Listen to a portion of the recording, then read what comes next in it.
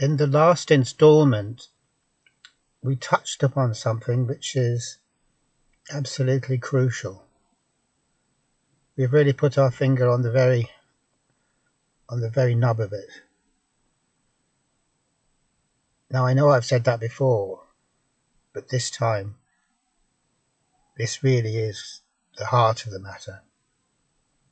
And the heart of the matter has to do with this notion of two types of journeys, the negative journey and the positive journey.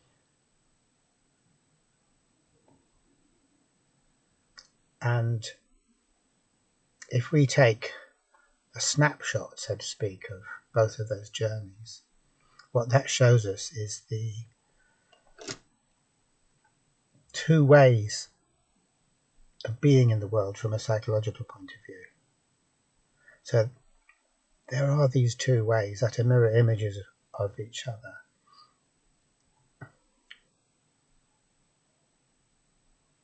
And we find it incredibly hard to understand, as I've said before, the other mirror image from the one that we're used to.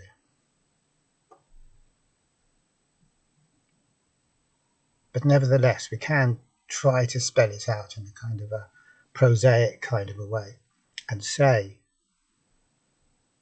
that the psychological state associated with the positive journey is a state that is essentially based on this action of copying. So we are always referring to a template and acting according to the dictates of that template. So no matter what happens to us, we're always responding from the template. And we're not aware of the template. We don't investigate the template because our attention isn't looking in that direction. Our attention is looking in the other direction, which is how can I effectively act out the template. Now, when we're in this mode, the whole of existence only has two colours or two flavours. One flavour is the flavour where I am successfully acting out the template, and this is pleasurable or satisfying or gratifying or vindicating or validating or anything like that we might want to say about it. And the other possibility is where I'm unsuccessfully acting out the template, and that's frustrating and demoralizing and depressing and anxiety provoking and generally dysphoric.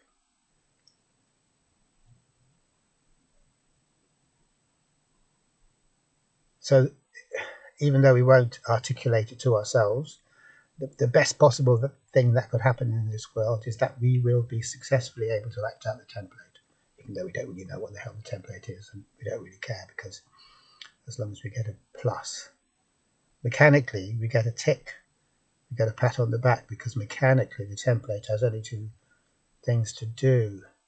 If you're true to the template, that's good, mechanically speaking, that's a yes. If you're not true to the template, that's a no, it's an error. And so very clearly we can see that if we're looking for the reward of the yes instead of the punishment of the no, that's quite sufficient. We don't have to go worrying about what lies behind it. We don't have to question the template at all. And as I was saying last time, as soon as we question the template, it ceases to function as a template. It ceases to function as a template because it just becomes a mere arbitrary rule. We could have chosen an infinite number of other arbitrary rules. So the whole thing dissolves into infinite relativity at that point. So that mode of psychological functioning is correct a closed world. It is a closed world. it's a game, and it just goes on and on and on. And we're doing that all the time. We're always in that mode, almost always in that mode. You just don't know it. And we're doing it all the time, but when we're in extremes of neurotic suffering, we can see ourselves doing it. So as I was saying, when we're having a panic attack, we're under immense, incredible pressure to do the thing that we have to do, to defend a position or to correctly enact the rule, and it doesn't matter which way we put it. But there's no feeling as we struggle that we're getting anywhere. We're not gaining any territory. And so our struggling is revealed as completely futile. But because struggling is all we know, we just have to keep escalating the struggling. And the struggling itself becomes acutely distressing to us. It becomes a source of suffering. And the panic attack, the state of psychological state that we're in when we're in a panic attack, is unconscious.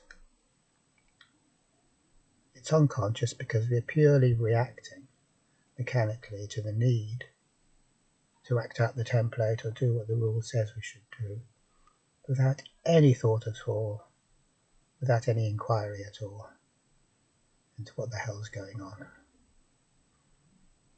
So, when there is only how and there is no why, that's the realm of the mechanical, which is the realm of the unconscious. And as I say, we're like that most of the time, but we just don't see ourselves doing it.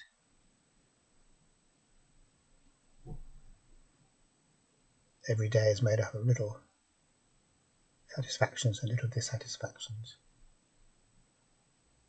according to whether things go our way or don't go our way.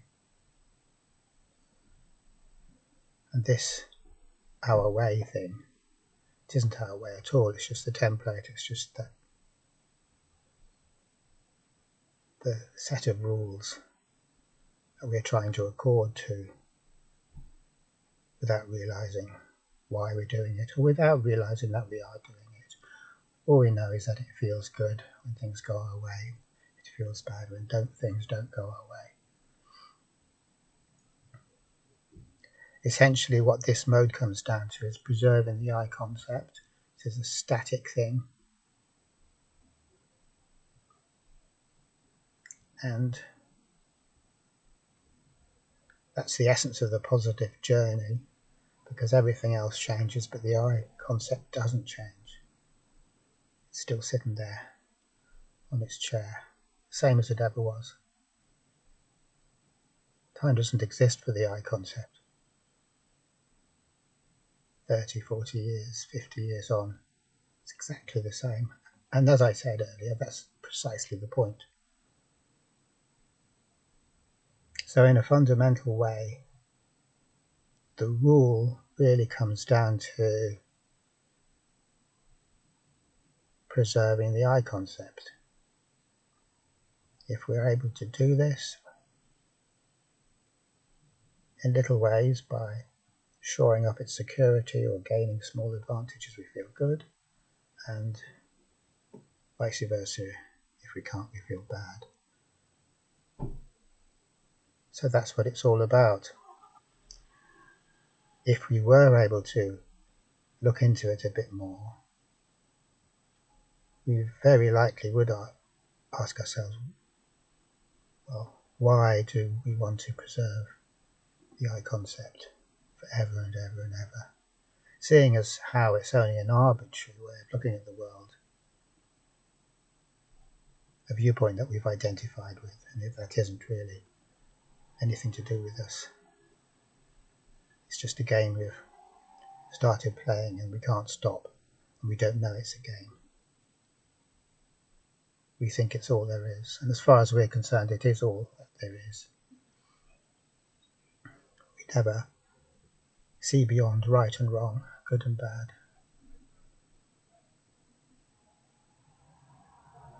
And so the other psychological state is the conscious state, where we're not copying anything, or we're not enacting anything, or we're not obeying any rule. Instead, it's not that we're questioning, as in analyzing, but we're interested in what's going on, and we're looking at what's going on without reference to any established viewpoint. So we're examining, not towards any goal. We're not examining because we want to get something out of the situation. We're examining as a small child examines, because of the inherent interestingness of things. And when we're in a world that's inherently interesting, we just pay attention to it quite naturally. And that involves paying attention to what we're doing and looking at the bigger picture as to why we're doing it. So this type of questioning viewpoint can't exist within a game, as I said earlier. It has no place in a game at all. So when we start being interested in this way, then we're not playing any game. There's no game there going on. And so if we're suffering, if I'm suffering and I'm anxious, and maybe I can feel myself starting to panic, I would naturally examine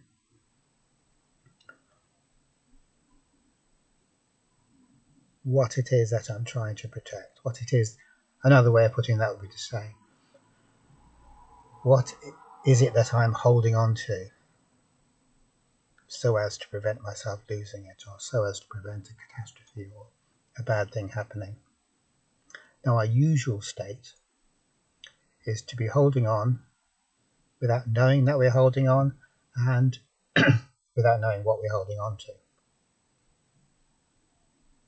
We're holding on to the I concept ultimately, but it's like we've got this thing that we're afraid to put down or let go, and we're carrying it around or dragging it around with us wherever we go.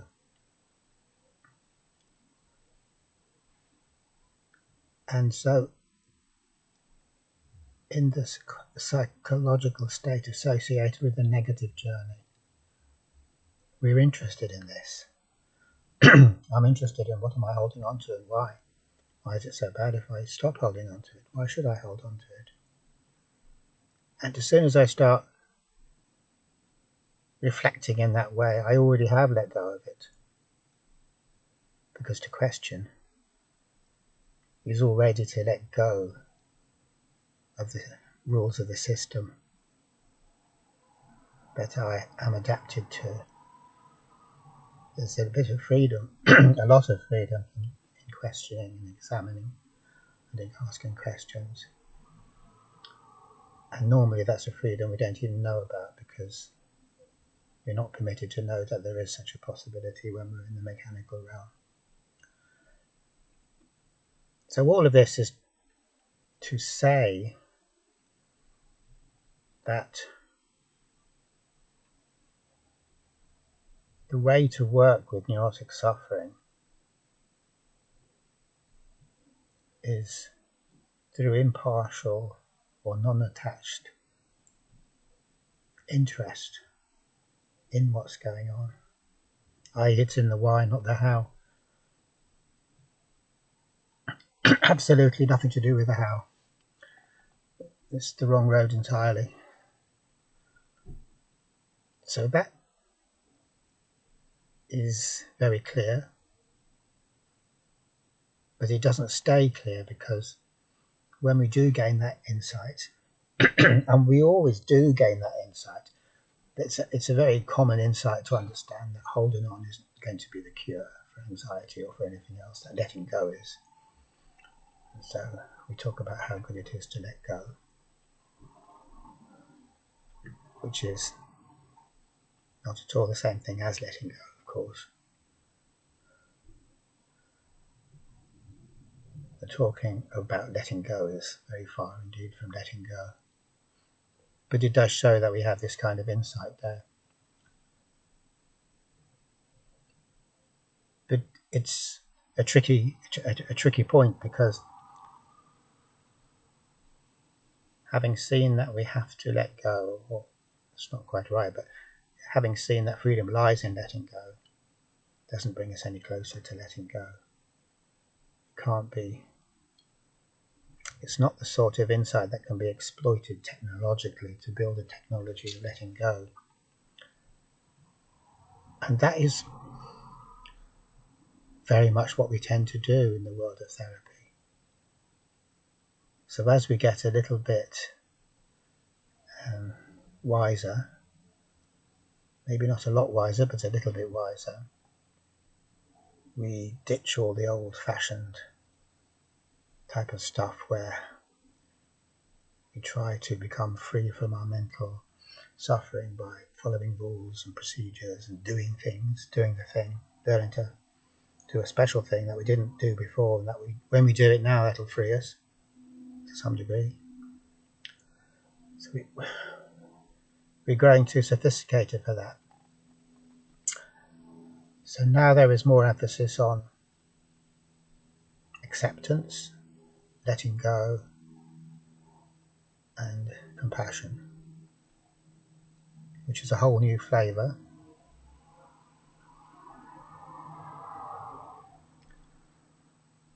But we're not really any better off,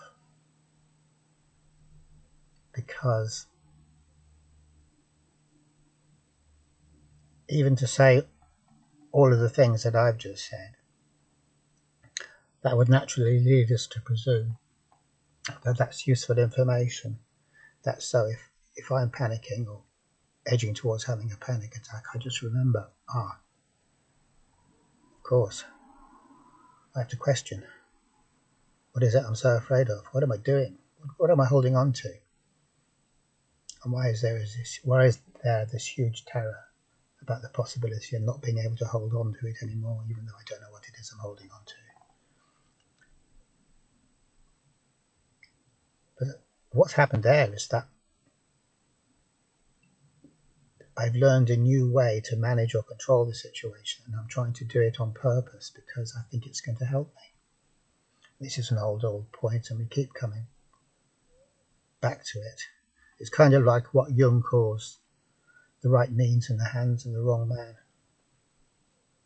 So the right means in the hands of the wrong man isn't going to work at all.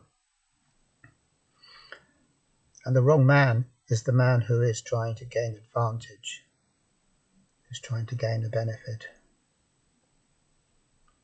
who's tried to turn something spontaneous into a trick. And that's the bewildering thing, because it's all very well inventing a therapy that rests upon, say, accepting, if it were possible in any way to bring that about via some means. But it isn't. There is absolutely no means by which we can bring the state of accepting about. The more we try, the more we go down that road, the more unaccepting we actually are of the fact that we're unaccepting. So what's behind our endeavour is pure unacceptingness, same as always, which is what drives everything.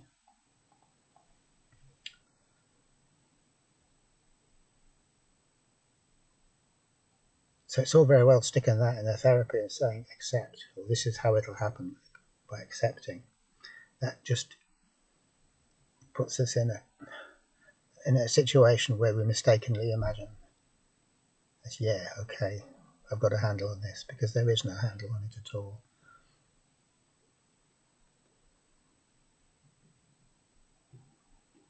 So it's very hard It's impossible to make a science of freedom or technology of freedom because there are no steps towards it.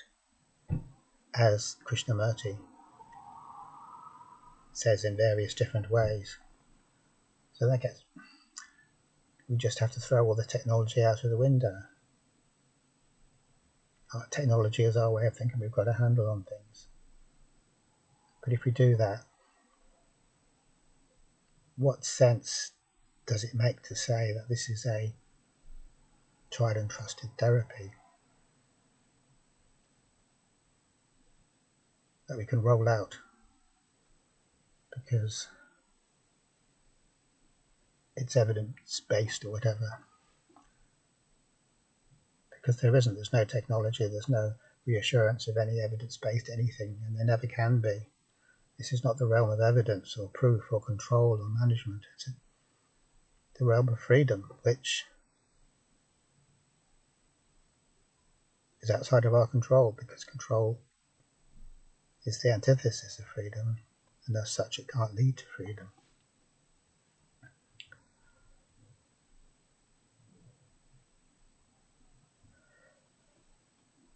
This dilemma goes beyond therapy.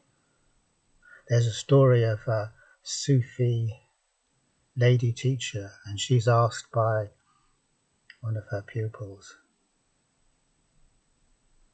and the pupil asks her, "Teacher, if I ask God for help, will he save me?" And she replies so as to say, well, that's not the way it works at all.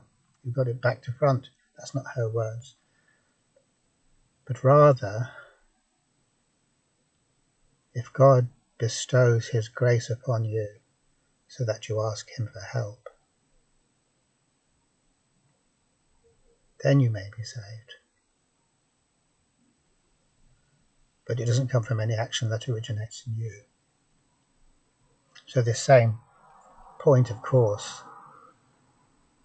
arises in all authentic spiritual traditions. It doesn't arise in religious traditions, because in religious traditions you just do the thing that you've been told to do, that it says in the book to do, that your elders have told you to do. In other words, salvation supposedly happens as a result of obeying. And if I see a system and I choose to obey it, that's still me controlling, even though oddly enough the system is controlling me. I'm actually utilizing that system in order to get the result that I want, that I think I'm going to get. So that's still me playing a trick. That's still me being clever.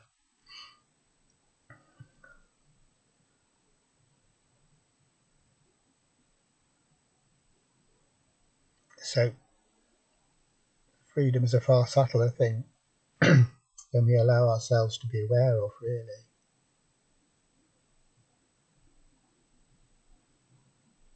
And yet this point has been known for thousands of years.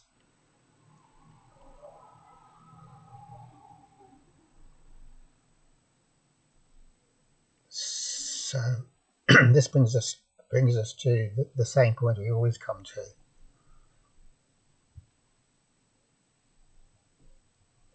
Where do we go from here? How does this help us? So I'll try to be a bit more practical, and in as much as that is possible in the next installment. Thank you.